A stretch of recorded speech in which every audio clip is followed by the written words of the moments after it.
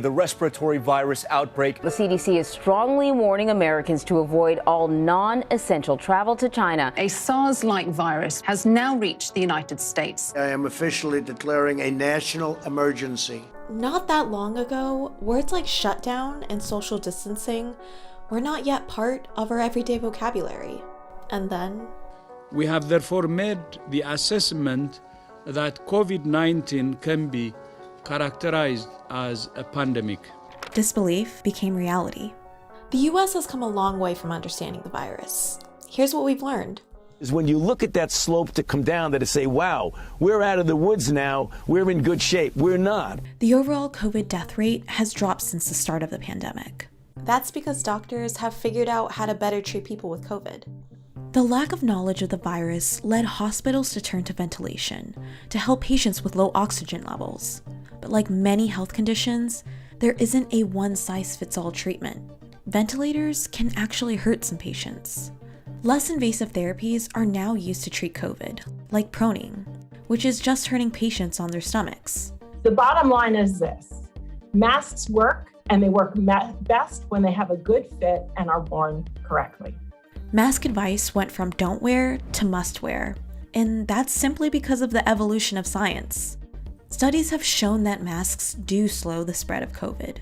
Operation Warp Speed. That means big and it means fast. In less than a year, Operation Warp Speed successfully developed not one, but 3 FDA-approved COVID vaccines. It's safe to say it's historic. Before COVID, the fastest vaccine to go from a lab to being widely used was for mumps. That took 4 years. The FDA set guidelines for vaccine developers that required any product to prevent the virus by at least 50% for it to be approved. While they were hoping for 70, most ended up with 95. More good news: all of the approved vaccines provide almost complete protection against hospitalization and death. 2 months ago, this country didn't have nearly enough vaccine supply to vaccinate all or ever near all of the American public. But soon we will. The US vaccine rollout got off to a slow start. By the end of 2020, fewer than 3 million people were vaccinated. Now it's picked up the pace to around 2.4 million doses a day.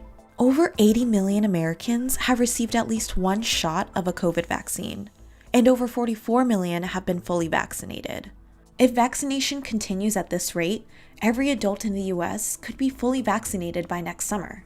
The only way to get our lives back, to get our economy back on track, is to beat the virus. While vaccinating the full population is the goal, it's likely not necessary to start a return to normalcy. The coronavirus's ability to mutate has been vastly underestimated. Health officials are now warning that it's likely COVID will become endemic in the next several years, meaning it will stick around like the flu. We have to get the flu shot every year because the flu virus mutates so much that it requires a new vaccine. So it's possible to expect your yearly physical to include a COVID booster shot. And then there's herd immunity, the point when enough people are immune to the virus that it can no longer spread.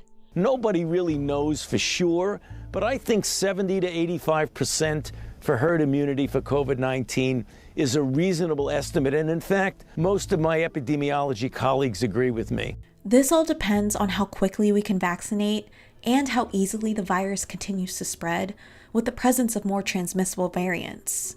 The coronavirus pandemic took much of the world by surprise, but scientists have warned that we've been setting ourselves up for a global pandemic.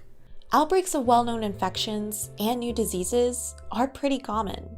75% of newly emerging diseases are zoonotic, a germ that jumps from an animal to a human. Our role on climate, wildlife, and global travel have helped circulate animal-borne diseases. We've set up an ideal scenario for more pandemics to come. So, has the US learned its lesson? History tells us that this will not be the last pandemic, and epidemics are a fact of life. The US is restoring ties with the World Health Organization and sending billions to COVAX, the global vaccine effort. It's clear the Biden administration is reversing a Trump-era policy shift. To prepare for the next crisis, the US will establish a National Center for Epidemic Forecasting and Outbreak Analytics, a federal office that will collect outbreak data and spread the word to the public. In other words, a pandemic warning center. Now the question is, when can we ditch the masks? Unfortunately, not anytime soon. It's not clear how easily vaccinated people may spread the virus to those who are not.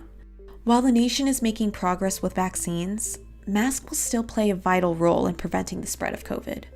Pandemics and air pollution in Asia resulted in a cultural shift, where people began to regularly wear masks in public.